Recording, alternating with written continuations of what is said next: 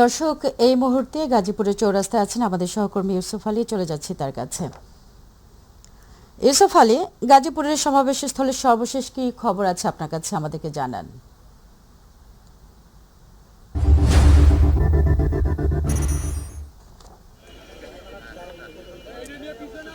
Jasmine, আপনি জানেন যে বিএনপি চেয়ারম্যান তারেক রহমান আজ সকালে ঢাকা থেকে রওনা হয়ে ময়মনসিংহে পৌঁছেছেন এবং দুপুরে তিনি ময়মনসিংহ সার্কিট হাউস মাঠে যে নির্বাচনী জনসমাবেশ সেই সমাবেশে যোগ দিয়েছেন এবং সেখানে বক্তব্য রাখার পর তিনি গাজীপুরের পথে রয়েছেন। এখন আমরা এই মুহূর্তে দাঁড়িয়েছি গাজীপুর চৌরাস্তায়। সেখানে দলীয় নেতাকর্মীরা অপেক্ষা করছেন তারেক রহমানকে স্বাগত জানানোর জন্য। তারেক রহমানের গাড়িবহর ময়মনসিংহ থেকে এখন গাজীপুরের পথে রয়েছে। আমরা সেই গাড়িবহরের মধ্যে রয়েছি। এখানে চৌরাস্তায় গাজীপুরে যেসব নেতাকর্মীরা রয়েছেন তারা এখানে অধীর আগ্রহে অপেক্ষা করছেন তাদের প্রিয় নেতাকে এক নজর দেখার জন্য এবং রাস্তায় তাকে স্বাগত জানানোর জন্য। রাস্তার মধ্যে যদিও গাজীপুর চৌরাস্তায় কিছুটা যানজট রয়েছে, সেই যানজট পার হয়ে তারেক রহমানকে গাজীপুরে পৌঁছাতে হবে এবং রাজবাড়ির যে মাঠ রয়েছে সেই মাঠে স্থানীয় বিএনপি আয়োজিত জনসমাবেশে তিনি বক্তব্য রাখবেন।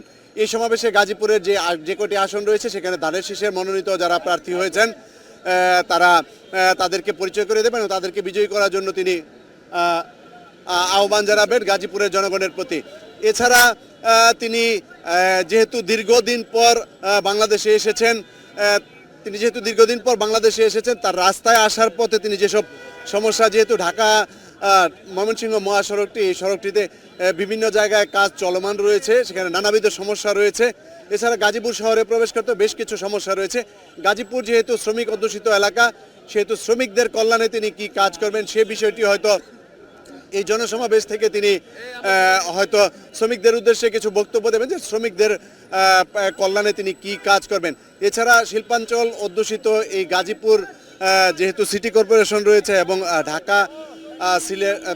ঢাকা ময়মনসিংহ মহাসড়কের মধ্যে রয়েছে, সেজন্য তিনি এখানে হয়তো এই মহাসড়কের উন্নয়নের ব্যাপারেও তিনি হয়তো কথা বলবেন। যেহেতু ঢাকা থেকে গাজীপুর চৌরাস্তা পর্যন্ত পৌঁছাতে যে যানজট সেই যানজট দূর করার লক্ষ্যে যোগাযোগ ব্যবস্থার উন্নয়নের বিষয়ে হয়তো তিনি বক্তব্য রাখবেন।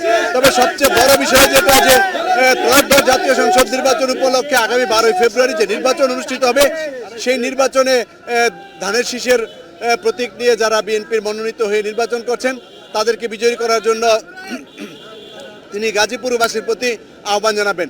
যদি বিএনপি জনগণের ভোটে ক্ষমতায় অধিষ্ঠিত হতে পারে তাহলেই হয়তো মানুষের কল্যাণে যেসব কাজ এবং আগামীর কাঙ্ক্ষিত যে বাংলাদেশ, সেই বাংলাদেশ গঠনে তিনি কাজ করবেন।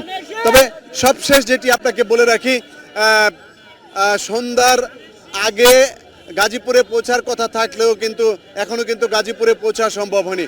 অর্থাৎ বিগত সমাবেশগুলোর মতো গাজীপুরের সমাবেশ অনুষ্ঠিত হতে হতেই রাত হয়ে যাবে। গাজীপুরের সমাবেশ শেষ করে তিনি উত্তরায় বিএনপি আয়োজিত একটি সমাবেশে যোগ দিবেন এবং সেখানে বিএনপির মনোনীত প্রার্থীকে সাধারণ জনগণের সঙ্গে পরিচয় করে দেবেন এবং তাকে ভোট দিয়ে নির্বাচিত করার জন্য আহ্বান জানাবেন। গাজীপুর চৌরাস্তা থেকে এই ছিল আমার কাছে সবশেষ তথ্য।